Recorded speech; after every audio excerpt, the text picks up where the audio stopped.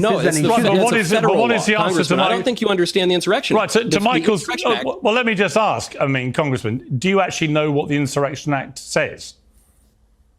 Yes, but this is... hang on. What does it say? Well, look, what we saw happen in January 6th in the Congress, that's insurrection. Michael Knowles went on Piers Morgan Uncensored and went head-to-head with one of the most absurd-looking and talking Democrats I think I've ever come across. And every time this Democrat kept recycling the same tired talking points that all the others loved to throw at Michael Knowles pushed them to actually define a few of the terms he was throwing around, terms he couldn't explain to save his life. And honestly, that's just how most of these Democrats operate. Let's jump into this clip where Michael Knowles completely dismantles this woke clown on live TV on Piers Morgan Uncensored for not being able to even break down or back up these copy-paste talking points he's out here using in this debate. Let's get into it. The deployment of federal troops in states which are not DC, where obviously the federal government can do that, the president has that power. There is this raging argument now about whether it is constitutional, whether it is lawful for the President of the United States to do what Trump is now rolling out in places like Chicago. What is your view of that? It's not only not legal, it's not only unconstitutional, but more importantly, it's not even good business because this costs so much putting federal troops in cities. Instead of that, if federal government can give the grants so that local police law enforcement can hire more people. Right now, they are severely understaffed. They don't have the resources they need to keep our cities safe. Now, in a long-term process... But aren't you answering your question? Aren't you I think you're making the point. Right. In a way, what you just said is the rationale for doing it, isn't it? They're under-resourced. No. They don't have enough people. They can't control the crime.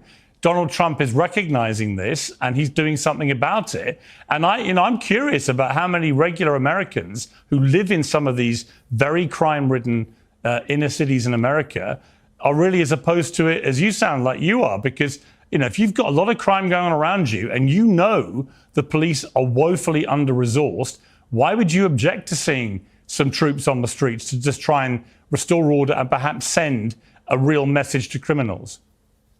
See, putting military and reserves all over America, major American cities, and militarization of our country is not the solution. The solution is empower the local law enforcement, give them the funds that they need. It's the funding that needs to come so we can have a more long-term, long-lasting solution to it. Congressman, are you familiar with the Insurrection Act? Yes, I am. And this so what do you think that's for? You said that this was illegal. You said it was not unconstitutional and illegal for the federal government to send National Guard into cities and states. What do you think the Insurrection Act is for? Well, look, this is a issue that the local government should be handling. What is the answer to I don't think you understand the Insurrection Act. Right, to Michael's... well, let me just ask, Congressman, do you actually know what the Insurrection Act says? Yes, but this is... hang on. What does it say? Well, look, what we saw happen in January 6th in the Congress, that's insurrection. That's not the question. The question is, are you familiar? Obviously... Like, even if that was the question Michael Knowles was asking this guy, who's an actual government official, by the way, like, what is even happening right now? Because number one, even if that was the question he asked, that's still not defining anything. You can't just go, what is an insurrection? And then turn around and say, well, look at what went down on January 6th. That's an insurrection. Like, that's not a definition. That's just deflection.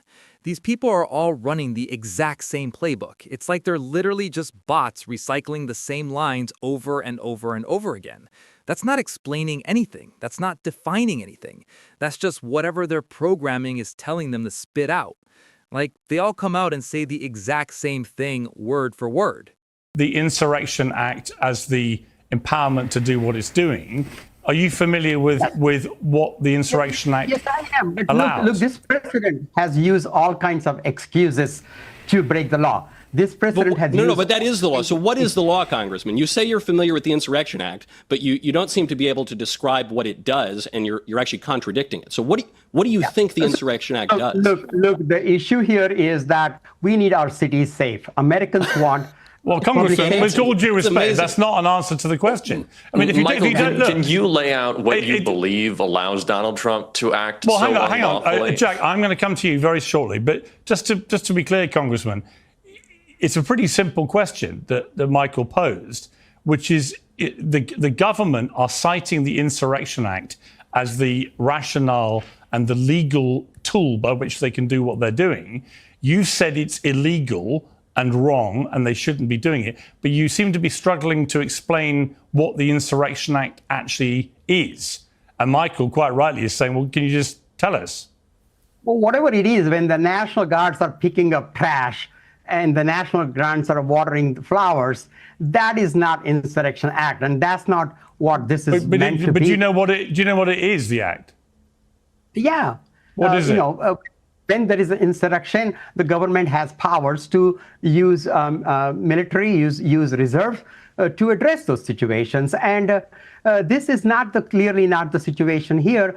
What we need to do is empower local law enforcement. Okay, Michael, your response to that. I think the congressman might be a little bit confused because he said that the federal government is breaking the law by sending the National Guard in to restore order to the cities where crime has spiraled out of control, where there's obviously a violation of federal law with all of the illegal aliens running about. And that is actually what it's for. We have a federal government in order to step in when the local and state governments fail. And so this has been used many, many times, not merely to restore order if there's some violent revolution, but even, for instance, to desegregate schools. This has been used many, many times over the course of American history. There's nothing illegal about it. And in fact, what President Trump is doing right now is one of the clearest and most just uses of the Insurrection Act when you have cities that are failing, that in your own words, cannot enforce the law, are under-resourced, and are falling into disorder. So I think you've made a good argument for what President Trump is doing. Okay. Look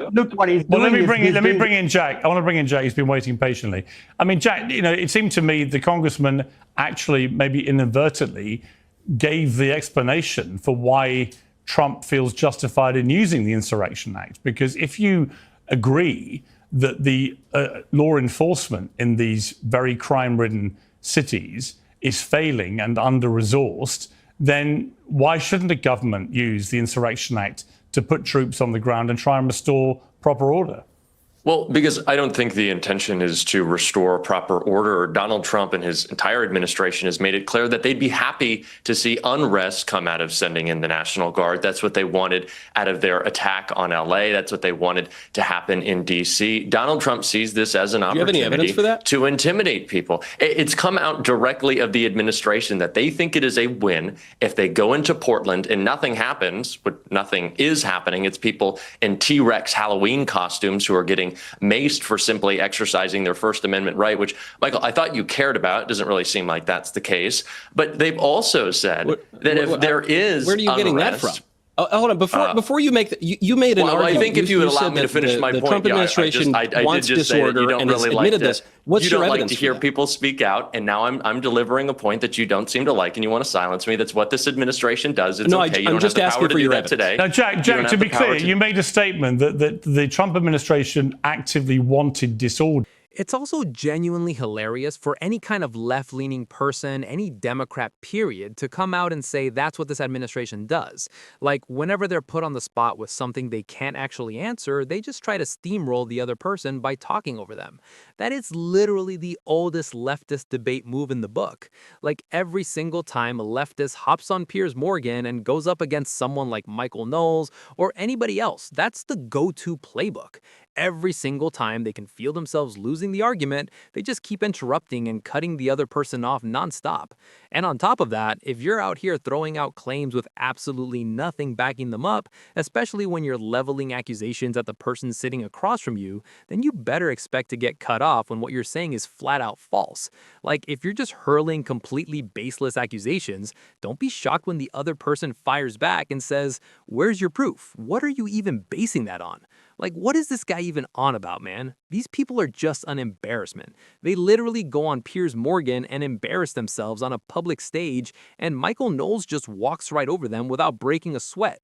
Drop a comment down below and let me know what you guys thought about this whole exchange between Michael Knowles and this, I don't even know how to describe this person right here, this guy with the wig and the painted on eyebrows.